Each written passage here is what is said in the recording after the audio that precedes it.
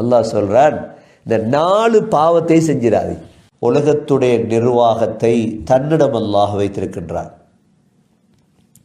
உலகத்துடைய ஒவ்வொரு நிகழ்வுகளை கண்டு நாம் சந்தோஷம் அடையவும் முடியாது, கவலைப்படவும் முடியாது. இன்று மனிதர்கள் சில விடயங்களை பார்த்து சந்தோஷப்படுகிறார்கள், இன்னும் சில விடயங்களை பார்த்து கவலைப்படுகிறார்கள். ஆனால் குர்ஆனுடைய உபதேசம் வித்தியாசமானது. இந்த சந்தோஷத்துக்குரிய விடயங்களும் சோதனைதான், கவலைக்குரிய விடயங்களும் சோதனைதான். கவலையான விடயங்கள் மாத்திரம்தான் சோதனை, சந்தோஷமான விடயங்கள் சோதனைகள் அல்ல என்று நாம் ஏமாந்து விடக்கூடாது. அல்லாஹ் சுப்ஹானஹு வ தஆலா சூரா ஃபஜ்ரிலே அல்லாஹ் ஒரு மனிதனை சோதிப்பதற்காக வேண்டி ஆரம்ப துண்டே பாருங்க. فَأَمَّا الْإِنسَانُ إِذَا مَا ابْتَلَاهُ رَبُّهُ فَأَكْرَمَهُ وَنَعَّمَهُ. அக்ரமண்டா அந்த மனிதன் அல்லாஹ் அப்படியே சங்கப்படுத்துறான். உலகமே அந்த மனிதனை கௌரவப்படுத்துது. உலகத்திலே ஒரு நல்ல ஒரு புகழ் அந்த மனிதனுக்கு வருது. ஒன்று. இரண்டாவது, வனஅம, முழு வகையான நிஅமத்துகளையும் அல்லாஹ் கொடுத்துட்டார். எதுவும் அவருக்கு இல்லாமல் இல்லை. செல்வம், பிள்ளைகள், குடும்பம், ஆரோக்கியம், நீண்ட ஆயுள், எல்லா நிஅமத்தும் அவருக்கு கொடுக்கப்பட்டுச்சு. இந்த மனிதன் சொல்றாராம், அல்லாஹ் சொல்றார், நிச்சயமாக என்னுடைய ரப் என்னை சங்கைப்படுத்தி விட்டான் அப்படின்னு அவர் சொல்றாராம். அப்படிதான் நாங்கள் சொல்றோம். சொந்த வீடு இல்லை, வீடு வந்துட்டு அல்லாஹ் என்னை சங்கப்படுத்திட்டார்.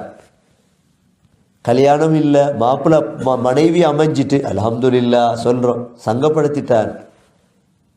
பிள்ளைலாம் மறைஞ்சு பிள்ளைகள் கிடைச்சிட்டு எல்லாமே எனக்கு இருக்குது, என்னை சங்கப்படுத்திட்டார். நாங்கள் சொல்றோமா இல்லையா? அண்டை அல்லாஹ் இந்த வசனத்துடைய ஆரம்பத்திலே சொல்லிட்டான், வா உங்களுக்கு தந்ததே உங்களை சோதிக்கிறது, சந்தோஷப்படுறதுக்கு அல்ல, சோதிக்கிறதுக்குத்தான் எல்லாத்தையும் தந்தோம். சரி, இன்னொரு கூட்டம் இருக்குது உலகத்தில், அவங்களுக்கு அல்லாஹ் ஒன்றுமே கொடுக்க இல்லை, ரிஸ்குடைய அபிவிருத்தி இல்லை, அதுவும் சோதனை. அடுத்த ஆயத்தை பாருங்க, وَأَمَّا إِذَا مَا ابْتَلَاهُ فَقَدَرَ عَلَيْهِ رِزْقَهُ. இன்னொரு கூட்டத்தை அல்லாஹ் சோதிப்பதற்காக என்ன செய்கிறான்? ரிஸ்க அளந்து அளந்து கொடுக்குறான். சாப்பாடுக்கு பஞ்சம், கஷ்டம், ரிஸ்க் இல்லை, அபிவிருத்தி இல்லை, எதற்கு? சோதிக்கத்தான். ரெண்டுடைய தலையங்கமும் அல்லாஹ் எதற்கு தந்திருக்கிறான்? பிள்ளை அல்லாஹ் தந்ததும் சோதிக்கத்தான், பிள்ளை இல்லாமல் ஆக்கினதும் அல்லாஹ் சோதிக்கிறதுக்குத்தான், நீண்ட ஆயுள் அல்லாஹ் தந்ததும் சோதிக்கிறதுக்குத்தான், அல்லாஹ் அழக தந்ததும் சோதிக்கிறதுக்குத்தான், அழகில்லாத வாழ்க்கையை தந்ததும் சோதிக்கிறதுக்குத்தான். மொத்தமாக வாழ்க்கையுடைய முழு கட்டமுமே சோதனை தான். இந்த மனிதர் சொல்றாராம் என்ன? وَأَمَّا إِذَا مَا ابْتَلَاهُ فَقَدَرَ عَلَيْهِ رِزْقَهُ فَيَقُولُ رَبِّي أَهَانَنِ. இவர் சொல்றார், என்னுடைய ரப் என்னை கேவலப்படுத்திட்டான். அல்லாஹ் ரிஸ்க குறைச்சி அவரை கேவலப்படுத்தவும் இல்லை, அல்லாஹ் ரிஸ்க கொடுத்து கண்ணியப்படுத்தவும் இல்லை. இது கேவலம் கண்ணியம் அல்ல, சோதனை. அப்போ உலகத்துடைய ஒட்டுமொத்த வாழ்க்கை என்ன? எதை வைத்தும் சந்தோஷப்படையலார். எனக்கு 10 பிள்ளைகள், என் பிள்ளைகள் நல்லா வந்துட்டு சந்தோஷப்படுறதுக்கு ஒன்றும் இல்லை, சோதனை. பாருங்க, நீ நினைச்சதெல்லாம் அல்லாஹ் தந்துட்டான், சோதனை. பாருங்க, தரவே இல்லை அல்லாஹ் எனக்கு ஒன்று, சோதனை. அப்ப வாழ்க்கையுடைய நாலா புறத்திலே கொஞ்சம் யோசிச்சு பாருங்க, சந்தோஷப்படுறதுக்கு ஒன்றும் இல்லை, கவலைப்படுறதுக்கு ஒன்றும் இல்லை, எல்லாமே சோதனை. ஆனா என்ன செய்யணும்? கல்லா பல்லா துக்ரிமூனல் யதீம் ولا تحاضون على طعام المسكين وتأكلون التراث أكلا لما وتحبون المال حبا جما. அல்லாஹ் சொல்றான், இந்த 4 பாவத்தை செஞ்சிடாதீங்க. உங்களோட செல்வம் இருக்குதா இல்லையா? முதலாவது, கல்லா பல்லா துக்ரிமூனல் யதீம், நீங்க அனாதைகளை கண்ணியப்படுத்துறது இல்லை. அல்லாஹ் சொல்றான், வாப்பல்லாத பிள்ளைகள் இருக்குது, அனாத பிள்ளைகள், இதை நீங்க கண்ணியப்படுத்துறது இல்லை. ஒன்றோட குற்றம். அந்த பிள்ளைக்கு வாப்பா இல்லை, சொத்து இல்லை, அதாவது நீங்க கணக்கெடுக்கிறது இல்லை. அந்த பிள்ளையை கண்ணியப்படுத்து. வாப்பா இல்லாத பிள்ளைகளை உயர்த்துங்க வாழ்க்கையில், அல்லாஹ் கூட பிள்ளையை உயர்த்துவார். இரண்டாவது, وَلَا تَحَاضُّونَ عَلَى طَعَامِ الْمِسْكِينِ, மிஸ்கீன்களுக்கு சாப்பாடு கொடுக்கும்படி நீங்க தூண்டுறதும் இல்லை. அப்போ மிஸ்கீன்களுக்கு 7 மண்டா சாப்பாடுகளை கொடுங்க. அப்படி கொடுக்க வசதி இல்லை, மற்றவங்களை தூண்டுங்க, கொடுங்கப்பா மிஸ்கீன்களுக்கு சாப்பாடு கொடுங்க. அல்லாஹ் சொல்ற ரெண்டாவது கூட குற்றம். மிஸ்கீன்களை கணக்கெடுக்கிறது இல்லையே நாங்க. ஏன்னா மிஸ்கீன் ரிஸ்க் இல்லை, அவர்கிட்ட காசு இல்லை, பணம் இல்லை. அல்லாஹ் சொல்றான், கணக்கெடுங்க அவங்களத்தான். எங்கட கல்யாணத்தை மிஸ்கீனை கூப்பிடுறது இல்லையே நாங்கள் அனாதைகளை கூப்பிடுறது இல்லையே. சார் நல்லவங்க என்ன செய்வாங்க, கல்யாணத்தை சாப்பாடு சமைக்க கொள்ள 10 சவனை அனாதையில கொடுத்துருவாங்க. அவன் புத்திசாலி.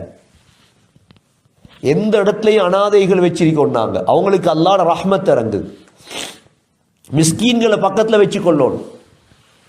இன்னமா துன்சரூன வதுர்ஸகூன பிதுஅஃபாஇக்கும் சொன்னாங்க ஸல்லல்லாஹு அலைஹி வஸல்லம். உங்களுக்கு உதவி ரிஸ்க் இறங்குறதே உங்களோட பலகீனமானவர்களை வச்சு. பலகீனமானவங்க யார்? எங்கட வாப்பா அம்மா பலகீனமானவங்க, வயதில் கூடினவங்க பலகீனமானவங்க, சம்பாதிக்க தெரியாதவங்க பலகீனமானவங்க. இவங்களுக்கு கொடுக்கணும், இவங்களை எங்கட பக்கத்தில் வச்சுக்கொள்ளணும். அல்லாஹ் சொல்றான், நீங்க அனாதையை சங்கப்படுத்துறது இல்லை, மிஸ்கீன்களுக்கு சாப்பாடு கொடுக்கும்படி தூண்டுறதில்லை. மூன்றாவது,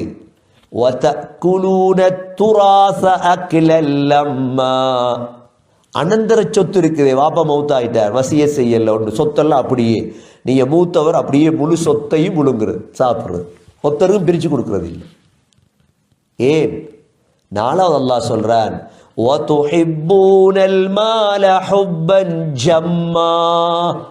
நீங்க பொருளை அதிகமாக அன்பு வைக்கிறீங்க.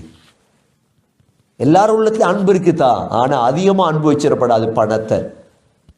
பணம் எனக்கு இருக்குது, வாழ்க்கை அல்ஹம்துலில்லாஹ், நான் என் வாழ்க்கையை வேற மாதிரி மாத்திக்கொள்ளும்.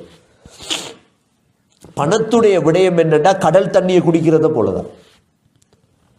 நீங்க எவ்வளோ குடிச்சாலும் தாகம் போவாது. எது வரைக்கும் தாகம் போவா தெரியுமா? சொன்னாங்க ஸல்லல்லாஹு அலைஹி வஸல்லம், ஆதமுடைய மகனுக்கு லவ்கான லிப்னி ஆதம வாதியானி மின் ஸஹப், தங்கத்தால 2 கணவாய் நிறைய இருந்தாலும் லதமன்னா சாலிசா, 3வது எதிர்பார்ப்பான். பெரிய இத்தனை லட்சம் இத்தனை கோடி இருந்தாலும் பாருங்க, அவன் அதுக்கு பிறகும் சம்பாதிக்கத்தான் பார்ப்பான். எனக்கு போதும் என்ற மனது ஒரு நாளும் வராது. சொன்னாங்க ஸல்லல்லாஹு அலைஹி வஸல்லம், வலா யம்லஉ ஃபாஹு இல்லல் கப்ர், அவருடைய வாயை நிறைப்பது கபருதான். கபருக்கு கொண்டே வச்சதுன்னு ஆசை நின்று. அப்ப அது வரைக்கும் இந்த சோதனையில மாட்டித்தான் இருக்கிறோம் நாங்க. இந்த 4 பாவத்தையும் செஞ்சிடப்படாது. ஒன்று, அனாதைகளை கண்ணியப்படுத்தணும். 2வது, மிஸ்கீன்களுக்கு சாப்பாடு கொடுக்கும்படி தூண்டணும். 3வது, அனந்தர சொத்தா, வாப்பாட சொத்து உம்மாட சொத்து சமமா பிரிச்சு கொடுத்துரும் குர்ஆன் சட்டப்படி, அதுல கையை போட்டுறாது. 4வது, பணத்துடைய ஆசையை கல்ப விட்டு எடுத்துரும். ஒரு நாள் விட்டுட்டு தானே போகணும் இந்த பணத்தை. ஆகவே உலக வாழ்க்கை என்பது சோதனை தான்.